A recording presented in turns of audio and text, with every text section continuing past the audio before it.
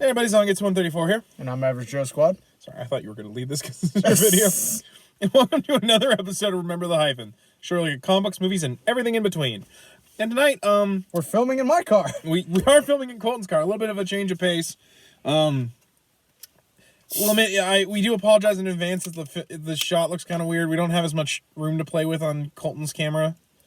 But, yeah, my car's windshield is a little closer than Adam's Jeep is. But, I figured we'd change things up. And, thinking of changing things up, we were watching a movie a couple days ago. A certain film that, Colton is quite fond of. If you'd like to, Really? In front of my cereal? This is your movie! Hold on.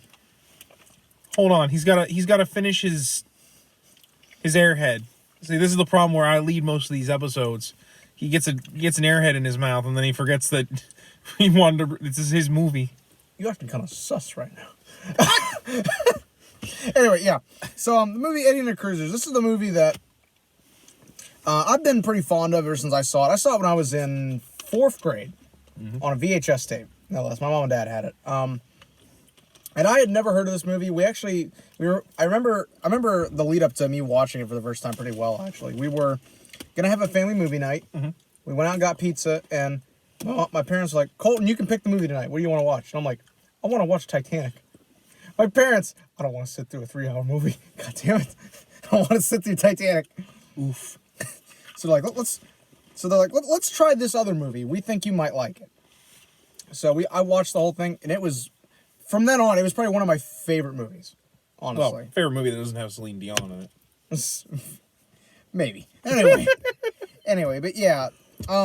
This movie, like I said, I'm really, really fond of it. I actually own both soundtracks as well. Mm-hmm. I have them on my phone. I listen to them pretty frequently. I also own the first movie soundtrack on not only vinyl, I have it on cassette too. Yeah, of course you do. I have it on, they don't have it on as 8-track. I don't know if it ever was released on 8-track. I probably at the time it came out, I don't think it did. I'll have to get a custom. Okay, real quick, the lighting makes it look like I've got like gray going in my side, my hair. I don't know why it's doing that. Oh, silver fox.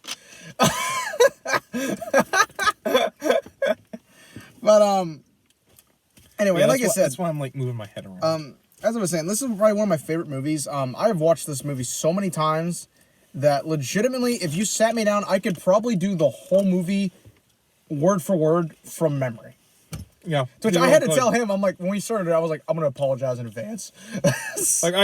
He makes quotes about this movie all the time. And he just didn't realize it until he watched it. I was like, damn, dude. But he's worse than me when I just quote Back to the Future all day. Yeah, so, before we really dive into it, so what was your kind of impressions going into this? Because I finally was like, I'm gonna have you watch it. Well, to be fair, I talked it up so much. Yeah, you've talked it up a lot, and I pretty much knew the plot going in, since you've shown me clips a lot, and just, overall, I was expecting it to be at least an enjoyable film.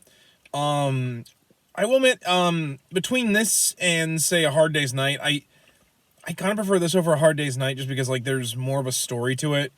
I definitely think this is kind of what the movie Spinal Tap was trying to be, like, in its way it was parroting, like, Rockstar things. Yeah. I will admit, I went in thinking, I think this will be enjoyable. I like the story, and I like the music.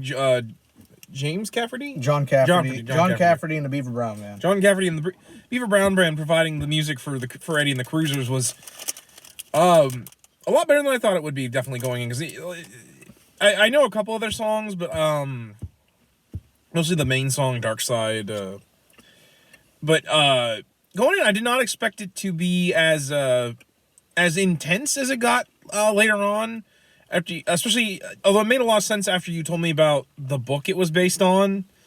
We'll get into that in a little bit more when we kind of break down the plot and our feelings on it. But I was honestly blown away by how good this movie was. It was for kind of a sleeper movie, a cult classic. It was quite solid.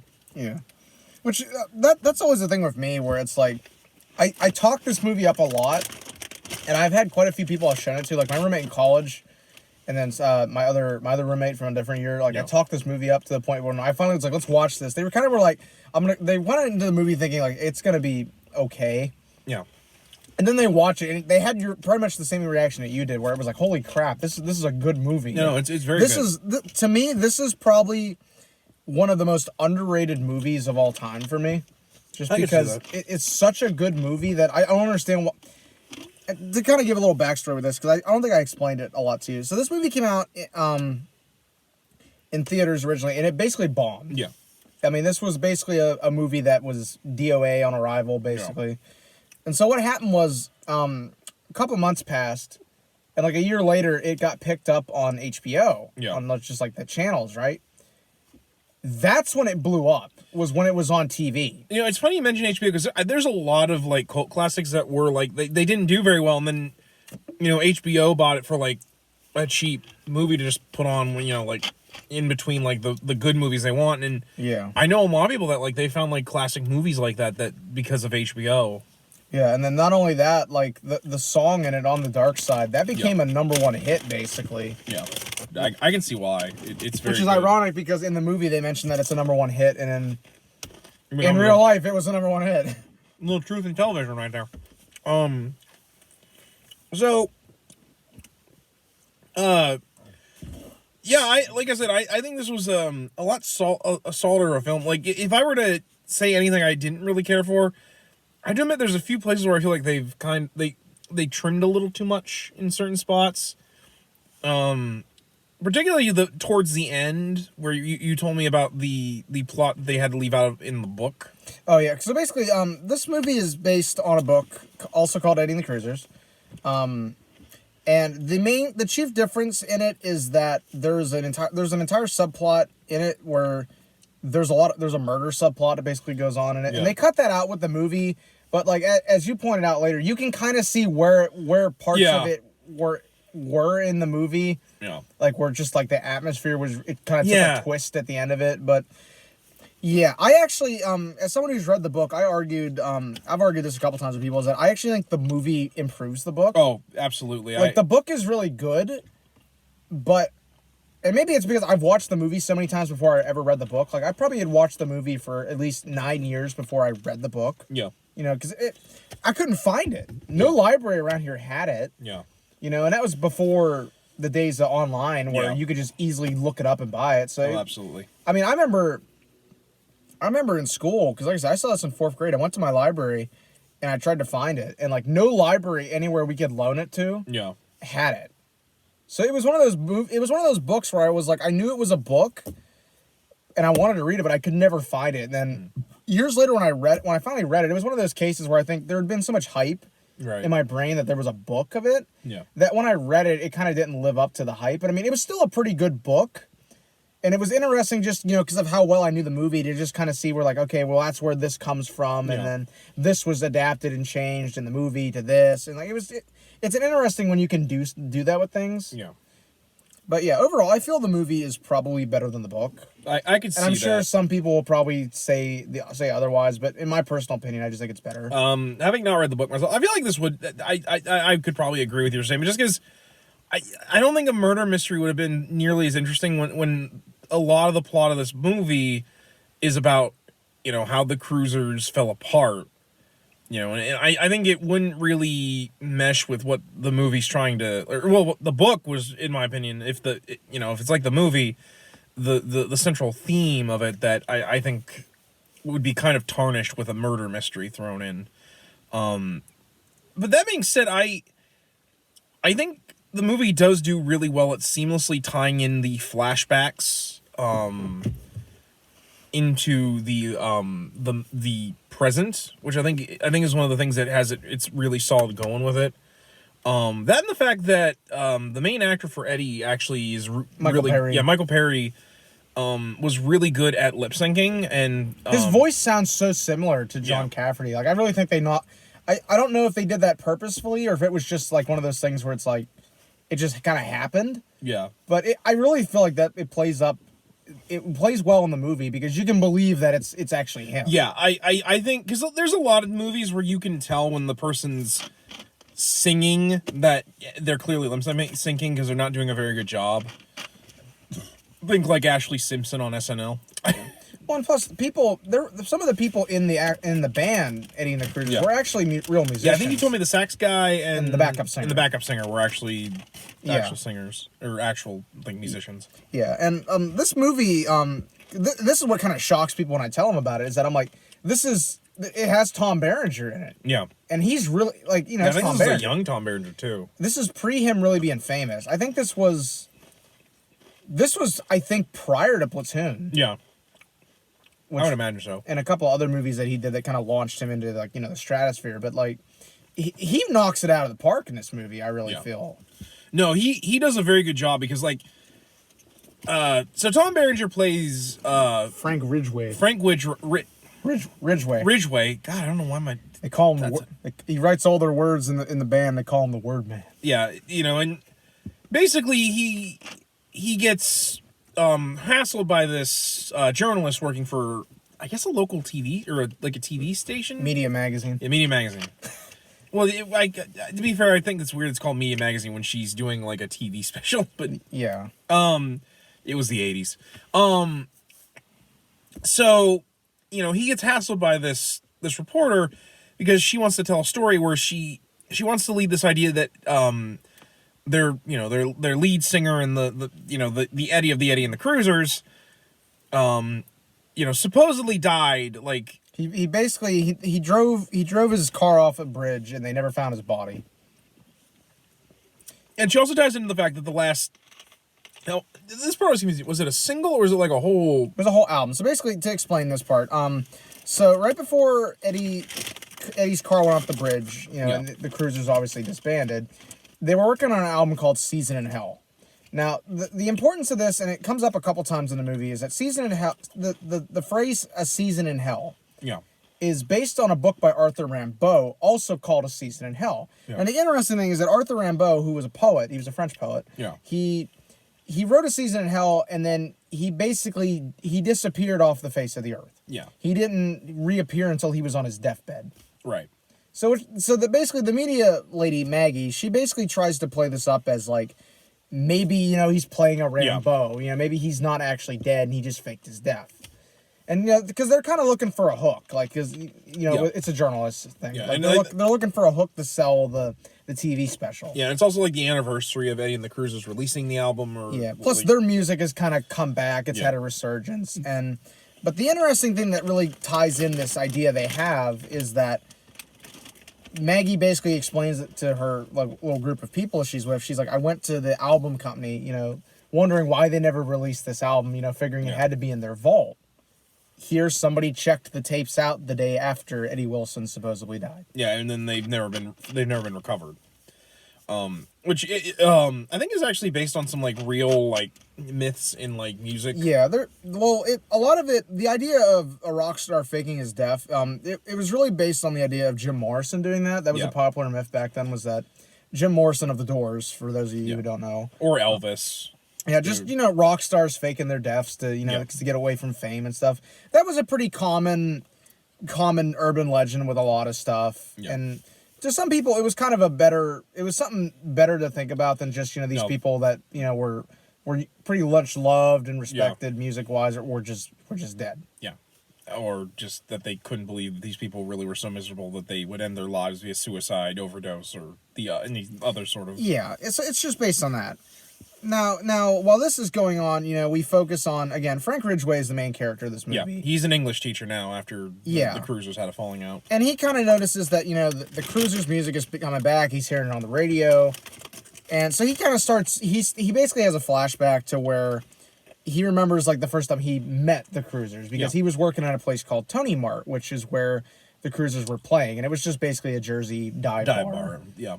A lot of this movie's actually shot in Jersey. I actually give them credit for shooting on in location. Jersey. Yeah, there's a lot of places it'll be like this movie takes place in like in New York, we're filming in Chicago or Canada, if you're really cheap. Yeah, but basically, you know, he just remembers back to him, you know, meeting these people and kind of getting to know them and getting to hang out with them. Right. And at the same time, right when he's doing that, you know, the media lady Maggie shows up and kind of tries to kind of get the word blurb out of him, you know, like to which he basically shuts her down really hard. Yeah, like to him this is a sore subject. He also comes home to his trailer and he finds that someone has tore the place apart, clearly trying to look for the supposed lost music. Yeah, which he actually doesn't even know they're missing. Yeah. Well, yeah, he doesn't even know they're missing. Well, I think he figures out later because, like... Well, Maggie tells him they're missing. Maggie tells him they're missing, and also he gets a call from... From Doc, the band's old manager, who's now working as a radio jockey. And his place is also ransacked, so he figures it has something to do with the cruisers. Yeah. And right before that's revealed to Frank, he kind of gets... Doc kind of gives him the elevator pitch for a couple different things. So he realizes, you know, the cruisers are coming back, popularity wise. So he's basically like, you know, like we need to milk this for all. Strike while the iron's hot. Yeah, we know it's our ticket back, like, to being famous and stuff. To which Frank really wants nothing to do with it. Yeah, he just wants to, like. My favorite quote is when he's talking about, like, you know, we can get the band back together with this Eddie Wilson clone, and he's like, oh, what? Hey, why not pull James Dean to torch his car for the tourist train? Yeah. Only one thing, leave me out of it. Yeah. And so not to really go, you know, beat for beat with the plot, because we try not to do that anymore for the Hyphen. What follows is basically Frank kind of trying to figure out, you know, basically trying to work out, you know, how does he feel about all this? You know, how does he want things to be remembered? Yeah. Because he eventually does give Maggie an interview about things and talks about it. We also all the while also running into the rest of the cruisers, seeing where they are. Alive. Yeah, they're still alive. And more or less kind of piecing together, you know, how we're gonna, you know, have the cruise be remembered, and also the subject of the tapes. Yeah, the subject of the tapes, as well as just kind of seeing where everyone's lives have kind of been because of just trying to move on, basically. Yeah. Which me and him had a pretty good discussion after we watched it about that, which we'll get into in a little bit, because I thought it was a really good interpretation of the movie. But the movie kind of hits the head at the point where Frank basically reunites with Joanne, who was the backup singer for the band, who he kind of had an affair with, kind of like a love affair, basically, where.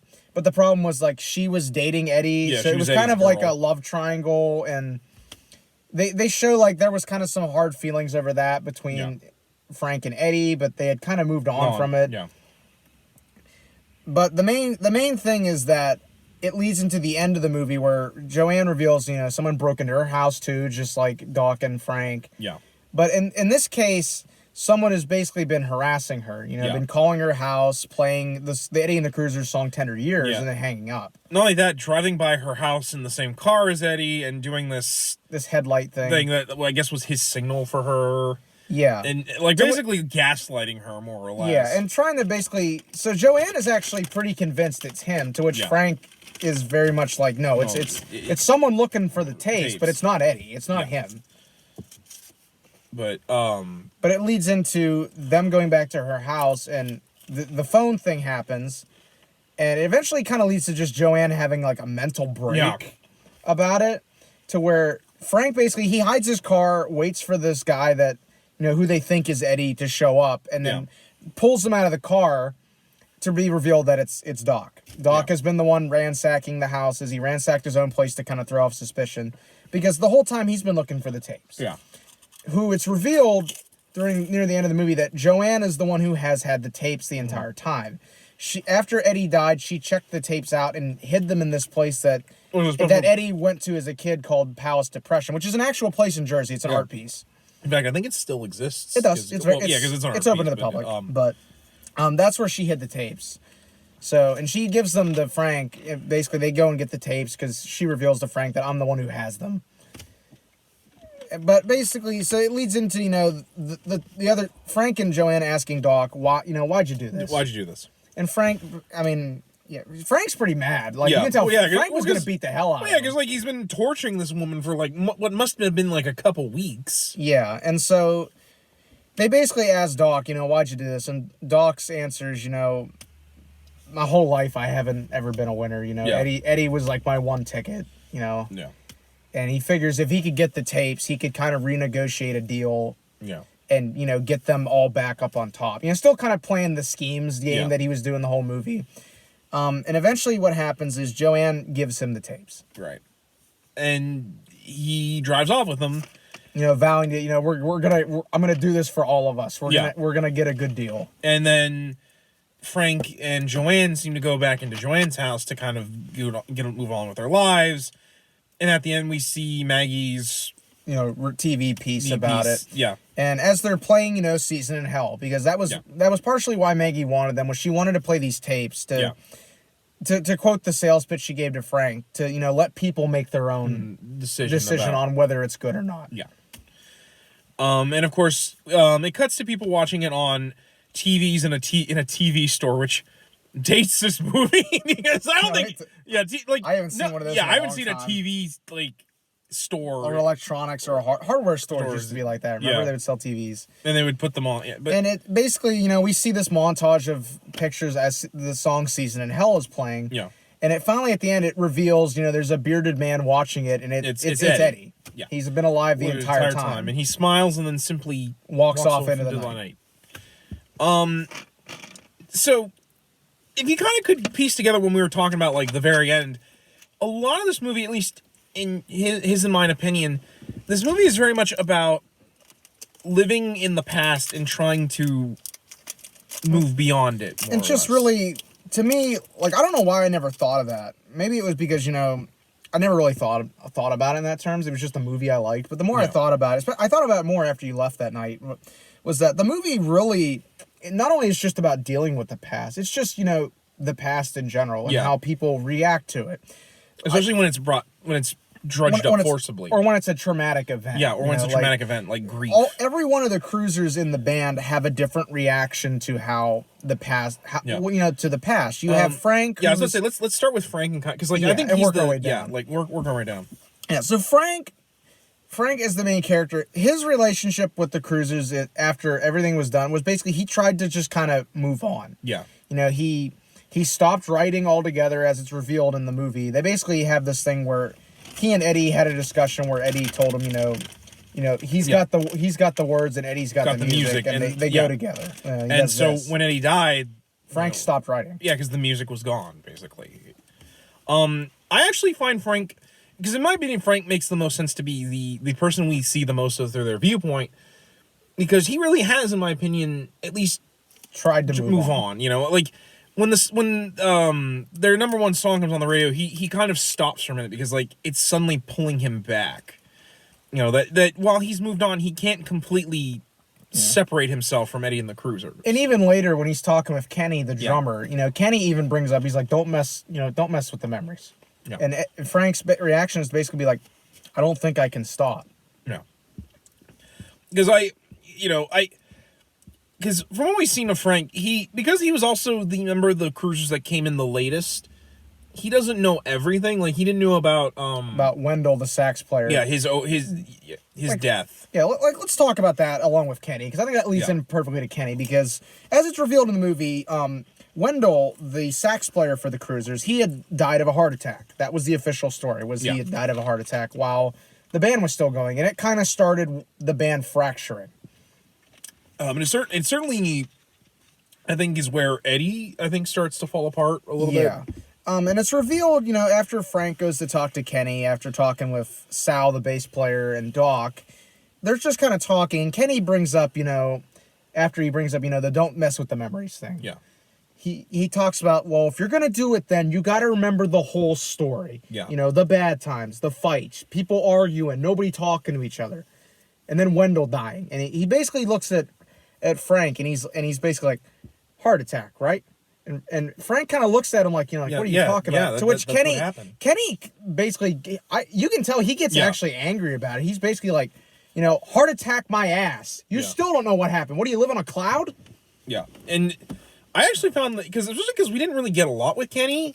Yeah. Just how hard, clearly, finding this man who OD'd on heroin. Yeah, because that's basically the story. Is they show Kenny, he goes to get Wendell for practice, and Wendell doesn't open the door, so he kind of, kicks the window open. and finds that Wendell has OD'd on heroin. And he's basically been kind of hooked on heroin for a long time. Yeah, you can see track marks like all over his body. Yeah, it's revealed in the movie and in the sequel as well. They talk about this, that Wendell was addicted to that a long time before he even met Eddie. But it really starts a spiral for Eddie because he blames himself for it. Because he pushed everyone because he wanted to make this amazing sound. And I find it interesting with Kenny because, like, especially because you didn't really get much with Kenny, but, like, you could tell he was kind of...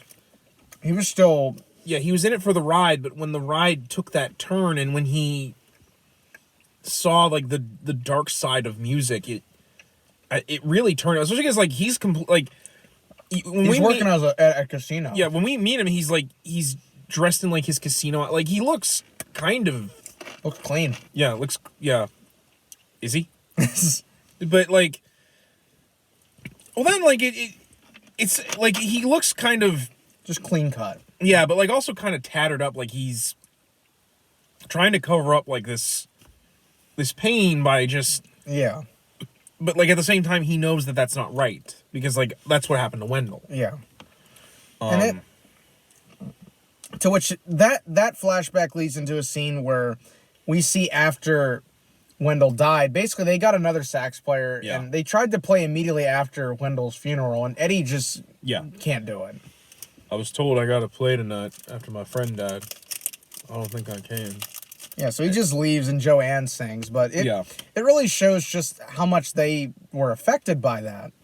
And to be fair, that is actually what leads into Frank reconciling with Joanne. Yeah, which I also think that's important to talk about, because I kind of want to just remember that when we talk about Eddie, because I think Eddie's story is the most interesting of the group. But so yeah, we talked about Frank, we talked about Kyle, Kenny. Let's talk about Doc for a minute, just because like Doc is the most trapped in the past, at least I think so. Because Doc was basically their manager, you know, the maker choices, you know, as he called himself. He's always kind of, you know, you can tell by the character, because I've seen this actor in other stuff. He's really good at playing different characters. Yeah, he's really good. He plays Doc, you know, exactly as you would think a manager is. You know, he's all about like, let's make the deal, making the deals, making the choices. You know, I got the money hairs on my neck going woo woo woo. The best quote from him in this movie is for me is while they're rehearsing before they meet Frank, you know, Sally is basically telling him like, you know, you got to hear my new song. You know what goes.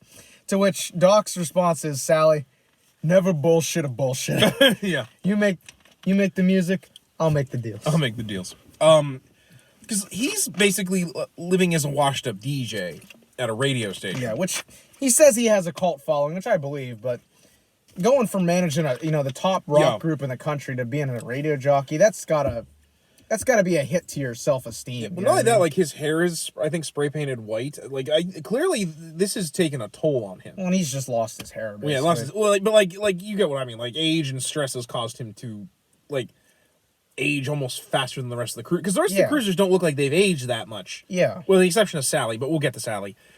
But you can kind of tell with Doc, he's still living like Eddie's still alive. Like talking about how like he wants, because like one of the things is he sold all the rights to their music to the recording studio, so they don't make a lick of money back to the record label. Yeah, so they don't make a lick off the royalties. And you can kind of tell that like he's doing some kind of shitty things. He's doing it because he feels like he is a nobody and Eddie was his one ticket. So the past is all he has, and he can't let it go.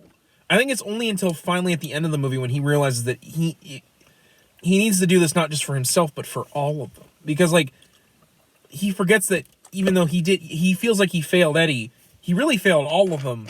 Yeah. But it's okay because, like, if he can make it work now... He can make up for it. He can make up for it. Like, because Frank at the end even was like, you go get him, Doc!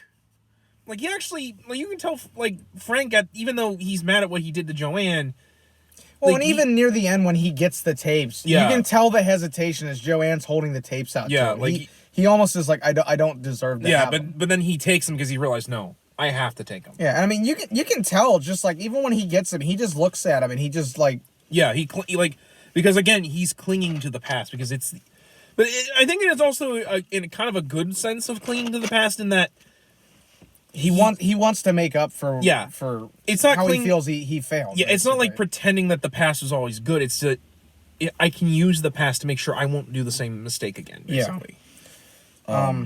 I think that's a pretty good analogy for it, because like the more I've watched the movie over the years, and I've lived a little bit more of life, I really feel bad for Doc. I feel bad for everybody in this movie, but like Doc especially. Yeah, it doesn't make up for what he did, but like you can tell, like he didn't do it to hurt anybody. Yeah, he was just trying to figure out some way of making this work. I think the other character that is very much trapped in the past is Sally. Yeah, poor Sal. Sal was the bass player. Yeah, and also Eddie's best friend, more or less, or at least as he believes. I kind of feel like Frank was more his best friend towards, but that was more just because I think I can kind of see that. I think it was Sal, because I think Sal had known him longer. Yeah, fair. I get what. Yeah, but anyway. Yeah, and I mean, like, but Sal, basically what Sal has been doing is he has, kind of an Eddie and the Cruisers tribute that he's in, featuring him, and he's got like an entire other lineup around him. He has like an Eddie Wilson clone that sings in it. A Joanne kind of feeling woman. Yeah, he's trying to kind of keep the music going, basically. Yeah. As Frank says, he's really knocking them out with the oldies but goodies. Yeah. And Sal, to me, represents kind of the reverse of Doc, where he's trying to pretend that the past is still there. In my opinion, that's the worst kind of clinging to the past, because you can't accept that it's over. Yeah, when you can't accept that it's over, when you're living with the rose tinted glasses, because everything's too gray, basically. And to be fair, I get why Sal does, especially when we see the show, the flashback to when Season of Hell doesn't do well, and he clearly blames himself for why Eddie killed himself, more or less. Him and Joanne. Yeah. Because basically, the record company... And they're still, even in the movie, they still bring up how they don't know what happened, really. Even the journalist at the beginning, you're saying he was murdered. Yeah. Could have been a suicide. Yeah, but and they never found his body. Like, he just drove away one day. Frank even brings up, that's the part that hurts the most, is that they never found his body. And, because I don't think a lot of people get, it's that closure. Yeah, like once you see the person in the coffin, you know that it's over, basically. Even if you don't see even if it's a closed casket, you know that this is the end, more or less. But because it was also interesting, especially because we see Sal blame Frank a lot for what happened. Yeah, when we first see the two of them talking, and Maggie even mentions, he had some nice things to say about you. Yeah. And I think... said you were a regular whiz kid. Yeah, I think Sal meant that. Yeah, and you see when they talk, Frank brings up, about... He doesn't mention that, Maggie has gotten to him twice now. Yeah. And Frank and Sally basically brings up, that... they really wanted to talk about the tapes, Season in Hell. And, they're missing. And Frank, I think this is when Frank finally hears about, besides with Doc, that they're missing. Yeah. And Sal basically talks about, because Frank's like, what did you tell her? And Sally's like, I told her I don't know where they are. They could, for all I care, they could be on the bottom of the lake with Eddie. Yeah. I broke my fingers trying to play that stuff. Yeah. And especially shows just kind of because Sal, especially when we see in the I guess green room they have, it's clearly a bathroom, because you can see a bathroom sink, and you can clearly see that it's it's cobbled together with everything that him and his tribute band own, basically. Yeah, and the thing that gets me is you see such an array of emotions from Sally in that meeting with Frank, because when he's talking about the tapes, he talks about, because Frank's basically they're obviously worth something if somebody wants them. And Sal's response is instantly it doesn't matter, they'll try to screw us. They always do. They're the kind of people that, you strike oil under your garden, all you get is dead tomatoes. Yeah. Clearly Sal is very jaded and bitter about it. At the emotions are still raw. Yeah, but at the same time, it's one of those things where it's say what you will, they were bad, but they were still good. He still remembers playing with Eddie, and I think that's what he clings to.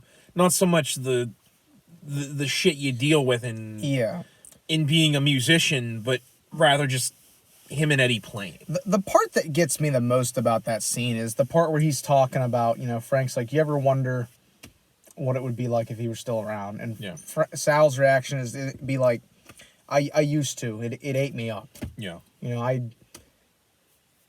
It's like sometimes I dream that he's still alive, and I get mad at him all over again. I'm mad at him for living, and I'm mad at him for dying. To be honest, I feel a lot. Kind of feels like the emotions I think that like Paul McCartney and the rest of the Beatles had after John Lennon's death. Yeah, Paul especially. Yeah, with a lot of stuff I've read and told you about. It's really heartbreaking. No, like I said, Sal, in my opinion, is one of the more interesting characters, just because like you see just how much this death has kind of stinted him. I know in the sequel he clearly appears to have kind of moved on a bit more. I think the results of this movie have definitely helped in that. Especially because in the second movie he's the one that accepts the Platinum Award for Season in Hell. Why that he has a kid. Like he got his shit together apparently.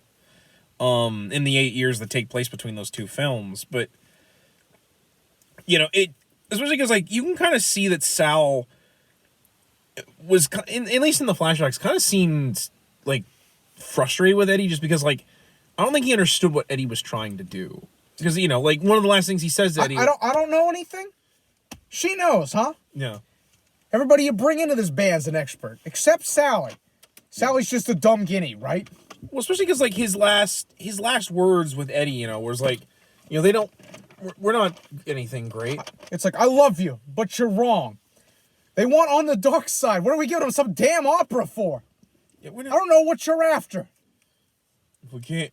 Yeah, and then to which, and forgive me, I know all the dialogue in this movie. I was kind of expecting you to do the Eddie parts too. To which Eddie kind of tells him, I want something great. I want something nobody has ever done before. To which Sal, and again, this is a heartbreaking line for me. Yeah. Because you can tell Sal believes it. He looks at Eddie and tells him, why? Yeah. We ain't great. We're just a couple of guys from Jersey. To which Eddie tells him, if we can't be great, there isn't any point in ever playing music again. And then that was the last time he ever saw Eddie. And to kind of show, like, and I feel like this scene especially shows why Frank especially tried to just kind of bury it. Wow. After Eddie and Joanne leave, Sal kind of just turns on Frank and just starts yelling at him and telling him, like, I blame you for this. It was you. We were doing good till you came along, and you got us all screwed up. Which to be honest, I don't really blame Frank for. If I had somebody yell at me like that, I would be like, nobody in this band. No, I get why Frank feels that way, but like what I mean is, I don't. To both him and Sal, they don't. I don't think they understand, because. Well, when we get to Eddie, I'll explain what I mean. Like, what I think is because it all goes back to the death of, the guy Arthur Rimbaud. No, I meant the Wendell. Yeah, Wendell. Sorry, I don't know why I keep dropping names, but he doesn't really get a lot of character. Yeah, but he's important because I think there is, and what we hear about Eddie when he takes Joanne to Palace Despair, what is so the final thing I'll offer about Sal is that you see such a. I feel like knowing what he tells Frank in that, for all we know, that's like the last thing he said to him. Yeah. Or he probably said more and we just didn't see it in the movie. Yeah. It makes a lot more sense why you see that surprise in Sal's face when Frank visits him. Yeah, because you can't believe. Because Sal probably is like, he never wants to see me ever again. After what I said to him, I don't blame him. And I think Sal legitimately is regretful. And he even says, he's like, I used to wonder about you. Figured you were in Hollywood writing movies under an assumed name. Which I love that. And even Frank is just like, yes, I'd be writing movies. Teaching English in Vinewood. I never left the Garden State. But I like that because like both of them clearly kind of want to bury the hatchet. It's been 20 years. Let's just focus on the now. Yeah, which I think is one of the defining themes of this movie, is to focus on the now. And even with Eddie, that was because like Joanne even states with her and Eddie, we never talked about the future. We just lived in the present. So let's get into Joanne, because I think Joanne is the most emotionally really hurt by all of this. Yeah, I mean, why? How could she not be? She was in love with him, and she was the last person to see him before what happened. So Joanne is his girl, and you can kind of tell that, like, she's probably the one who, other side from Doc, lives in the past the most. Particularly because, the thing that I think is so interesting is when they go to that college that Frank takes them to. I think kind of curiously because Frank wants to show all his friends, hey, look at this band I'm in, to which they're going to like this, like, white collar college. Yeah, and where the kids at the college don't even know anything about the band. Remember Frank's buddy is like, "Do you know what we got playing tonight? Cruisers, a badass black group out of Newark." Yeah, just because this college is basically the college that, like, Animal House takes place basically. in. It looks exactly like it. Which funny enough, I love that college because clearly that was shot on an actual campus, because that campus hasn't changed since the 60s. Like, if you've ever gone to a college campus, they still have buildings from, like, when the college was started. Yeah. They may not be the same on the inside, but the outside they still look.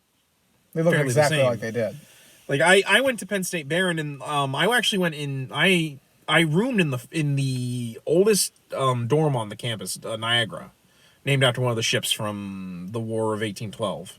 Yeah, USS Niagara. USS Niagara, and let me tell you, it was an old ass room. We saw the microwaves probably from when they first opened. It had a dial. You had to dial the temperature in the time. Oh, Christ. I've seen those before. I set my TV on it. It literally ruined my television. It had, like, a discoloration on the one corner from me putting it on the microwave. But when we get to talking to Joanne basically talks about, like, when she went to, like the guidance counselor for, like, job assessment, he basically told her she would not do anything aside from, like, being, like, a hair salonist or, like one of the... It won't matter what you do, because soon you'll be married and pregnant with the first of 6, and they won't be college material any more than you are. Yeah, which... Like, clearly Joanne is with the cruisers because she'll mean something. Yeah. Which I really feel for her in that scene, because my guidance counselor told me I wasn't college material either. And lo and behold, I have a master's degree. Which, to be fair, to anyone who's told that you're not college material, that don't mean you'll... like, people always act like if you're college material, you're going to get somewhere. It don't matter as long as you put the effort in. Yeah. Because, let me tell you, there are some, like, GED guys that make more than most college degree makers and probably can find a job easier than most college people. That's why we're doing this podcast. But, some fucking 12-year-old getting paid more on YouTube than I am. What the fuck? It's also interesting because, like, Joanne falls for Frank at some point. And I think, at first you kind of, like, they played up like, oh, because he's a writer and he's into poetry. That I think it's more because, like, I think Frank, like, she sees something in Frank. And I'm not entirely sure what it is. But, like, I think a lot of it has to do with the fact that, like, Frank clearly thinks really highly of her. Like, he thinks highly, I think, of almost everyone in the cruisers. I think because, like, I wouldn't say puts her on a pedestal, but, like, he kind of sees that, like there's more to life. You're just as good as anybody on this campus. Yeah, like, because to Frank, like, he was probably college educated because he has the writing capabilities, but he's working in a dive bar. He was like the kid who was mopping up and cleaning up after the bar was done. And then these guys come in and they play this music, and Eddie sees something in him, and he's like, all right, this is what I'm going to do. It beats working in this dive bar. I couldn't afford to go to college or whatever it is. To say Sora. See? My way with a cesarean. Yeah, I love that. It's just with a cesarean. I'm like, God, Eddie. But, like, and then and that caused her to kind of fall for him, and they have this kiss, which I think is supposed to imply that they've been doing this a lot, but I don't know. And, which causes a rift between him and Eddie. Or at least for a little bit until, like, I guess Eddie either, like, is just like, you know what? We need each other. We need each other. And which I always found kind of interesting, like, that Eddie just kind of puts that aside. I almost wonder if it maybe kind of is because Eddie kind of sees the writing on the wall with their relationship. I mean, he's still kind of pissed off about it, but, like, I think more just I think it's a little bit more of he just kind of realizes he's like, look, like, I've made my point on it. but I don't want to lose this chemistry we got. Yeah, especially because with the music and the words. Yeah. But getting in more into the present with Joanne, apparently she's like she works at a casino. Yeah, a casino. She does like choreography for like, I guess like those like, I forget what they're called, like the dancers. Yeah, the dancers, like for like the kind of burlesque thing that they do. With yeah. Have you ever seen Showgirls? That sort of thing. Forgive me for bringing up one of the worst fucking movies ever with Showgirls, but that's the closest I can think of for talking about Showgirls. But when we get to her house, the first wall we see after going inside, there are pictures on the wall.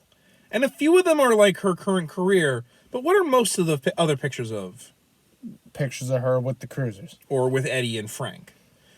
Like, the first thing we see of her house is those pictures. And I find that really well done cinematography. Just showing how she is also unable to escape the past. That she literally surrounds herself with it. Because that's all she feels like she had. Like, yes, she has, like, a lot of people would argue a pretty decent career. She's doing choreography, and, like, that actually pays a pretty decent penny.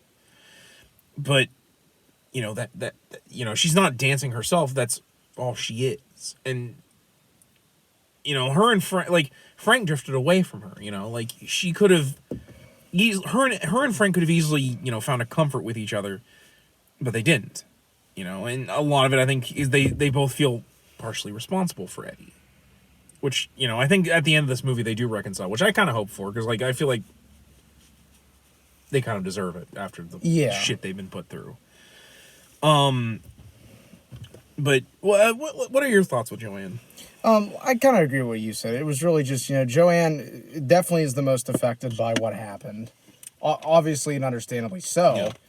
And really a lot of it is just that, more so than Doc, it's just, kind of like, you can tell she tried to move on, but it was a little harder. Yeah, especially with like someone like Kenny, where Kenny was kind of able to bury it. No. But with Joanne, because she was the last person to see him, it's back to the point that, when Doc was messing with her, she truly wanted to believe that Eddie was alive. That, like, maybe things could change if Eddie was still alive. So let's kind of, to close up, let's talk about Eddie himself. Because I think Eddie is actually very interesting because, like I said, we really don't see from Eddie's perspective. We see everyone else's perspective on Eddie until, like, the very end. But I think you can figure out Eddie as a person, just from, like, what is seen of him. So let's talk about the season in hell thing. And also particularly the Palace Despair. So, with Season in Hell, the whole idea is, he wanted to make this sound, something that no one has ever seen before.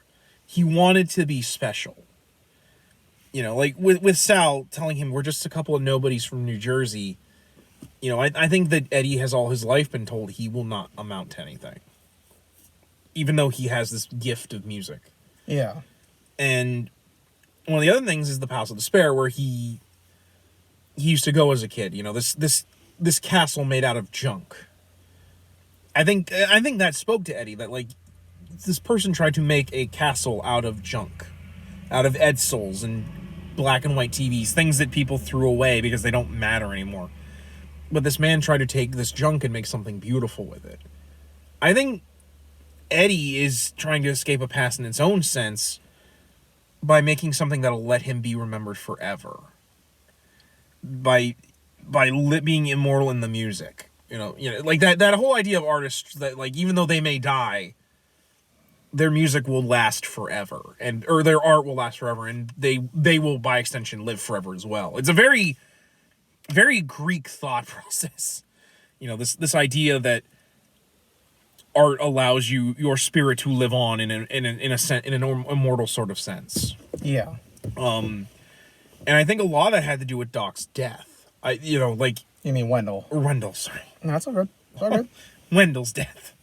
I watched the movie, guys, honest. But because Wendell, what happens after Wendell dies? Basically, everything goes off the rails. Well, not just that. What does their company do that they work for? Yeah, they basically send him immediately another sax player, and then after that, they spend a while working on this album, and the record company just outright rejects it. But like, they send another guy. What would have happened if Eddie died? Would they have sent another guy, or Sal died? Would they send another he literally sees that to the record company and to everyone else, everyone in that band is replaceable. They can just find another Sal, another Eddie, another Frank, another Wendell, another Doc. And Eddie doesn't want that. Eddie wants to be known forever. And Sal was probably the last nail in that coffin for him.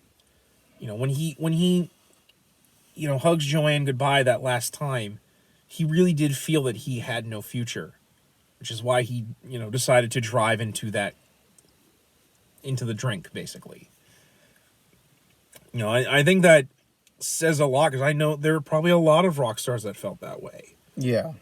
And and when we see Eddie again, when we see him in the future, it's interesting how he simply smiles and walks away knowing that Season in Hell is remembered in its own way. And I think that goes back to what you said about Maggie's. I just want to find Season in Hell and let it be heard by people so they can make their own choice. Yeah. And I think that was what Eddie eventually realized, that, it's out there.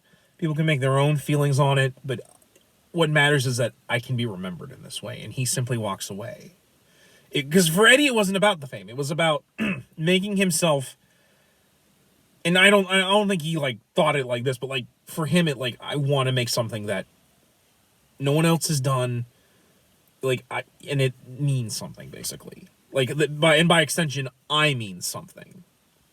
Would you agree? Yeah, definitely.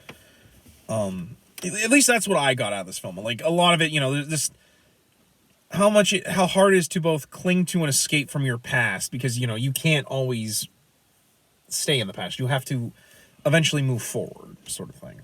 Yeah. And by extension, also the power of art and how it can make you immortal. At least that's what I felt. Maybe. Yeah. So, how did you feel about the ending of the movie? I thought it was perfect. Granted, I knew what was coming, but and to be fair, even if you hadn't told me, I would have probably known what was coming. I was yeah. The fact that he wasn't dead, I'm no, he's gonna be still alive at the end of this film. But I think that works really well, because it's not really about the ending; it's the journey we've got there, and how all the cruisers were affected by Eddie's death, and how they're trying to live with it. I think that's a powerful message that a lot of people need to learn about. Grieving was for someone, it doesn't really ever stop hurting. It's basically like asthma or a bad knee. You just kind of have to learn to live with it. But occasionally it flares up. And I think that the past can be very bittersweet in that sort of regard. And I think that ending works really well for that. Especially just that quietness as Eddie walks away kind of just shows that there's not some grand thing for Eddie. It's just knowing that he now that he will be remembered, he can just walk away. Yeah. I think that's a powerful message. No, I would definitely agree. There's such a simplicity to the ending of the movie. There's no dialogue. Yeah. To him, he doesn't say anything. He does, it just you just kind of get a smile and then just a walk off into the night. Blending in with everybody. To me, I'm there's such a great use of simplicity with it, because you don't have to have an overly complicated ending to the movie. They don't outright say, this is him, but you can tell, it's not a big deal. It's just, he sees it and he walks off. Yeah. So I don't think we really need to give ratings for this film. I'm pretty sure we all know what your rating is going to be. 10 out of 10. I will definitely say a solid 9 out of 10. Mostly because I don't give 10 out of 10s, but I think it's a very solid film. I think it gives you everything you need, and I think the music is really good. And I just think overall it's a very solid look at just how hard it is to move on from something when it's over. That being said, like, the only real issues I had with it, like I said, I think taking the murder subplot of it kind of made the pacing a little wonky, but overall, I still think it's a good film. I recommend seeing it. You can probably find this pretty easily, I would imagine. You can get both this and the first one on Blu-ray from Amazon for, I think, like $12. Yeah, so in a dual pack. It's very easy to track down. It might actually be on Prime, too. I wouldn't be surprised. Pretty much every DVD or Blu-ray you can get on there, you can watch for free on Prime. Or, not free, but... Some of them free, other ones you can just pay. But it's on iTunes. Yeah, it's probably on iTunes and just about anywhere you can probably pick it up. So yeah, I think that wraps it up. Yeah. So, guys, overall we hope you enjoyed this little sidetrack for our Halloween look. But otherwise, we've got some more stuff coming. So check us out next time. But until then, guys, I'm Zongetsu134. And I'm Average Joe Squad. And as always, we ask you to remember the hyphen and take care. This is weird having me turn it off.